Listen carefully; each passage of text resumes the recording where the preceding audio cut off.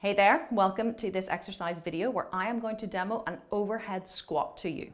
Now this seems like it's quite a complicated exercise, but it is actually extremely simple, especially if you have one of the looped resistance bands, because this helps to hold you in place.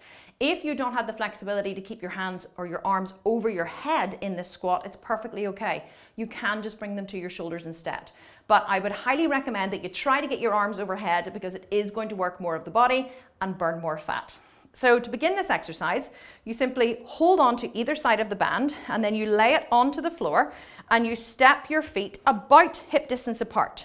Now you can bring your feet slightly closer as you're stepping onto it and then shimmy them apart. There may be different positions that you can place your foot into depending on your hip flexibility. Some people like to go slightly wider with the feet with the toes turn out, and some people like to come slightly closer. Again, it all depends on your level of flexibility. Me, I like to go a little wider than hip distance apart and turn the toes slightly out. Then you want to reach down and hold the band again about level with the outside of your legs. And then you're simply going to squat down, bring the band up to your shoulders, and then you're going to press it up and overhead. Now, the further apart your hands are, the more tension there's going to be in the band. So if this is too strong for you, you simply bring it down, you bring your hands a little closer together, and then you press up and overhead again.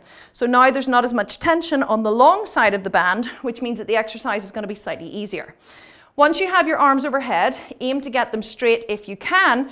You're trying to bring your hands back so you get a nice stretch across the chest, but keep your chin high and keep your chest facing forward. Then you're going to take an inhale. You're going to lower down with control, keeping the hands overhead, and exhale, push back up. Lower down with control, exhale, push back up. Now resist the urge to do this.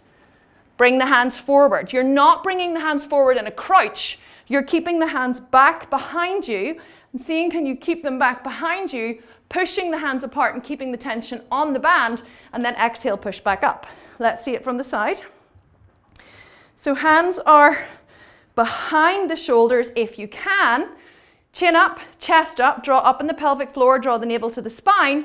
You're going to sit back, squeezing the hands apart, and then push back up. Sit back, exhale, push back up.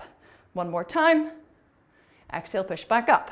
Now, if you don't have the flexibility to keep your hands overhead, or maybe you have a shoulder impingement which stops you from raising your arms overhead, you can simply bring the band up here like a front squat.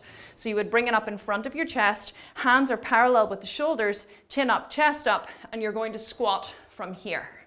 Now this does make it a lot easier and it's not going to tax the body as much. If you find that you don't have the flexibility in your hips to go all the way down in a squat, you can place two raised platforms underneath your heels. This could be a rolled up towel just to lift your heel on either side, or a book or a wedge or something underneath your heels. This is actually going to make the exercise just a little bit easier.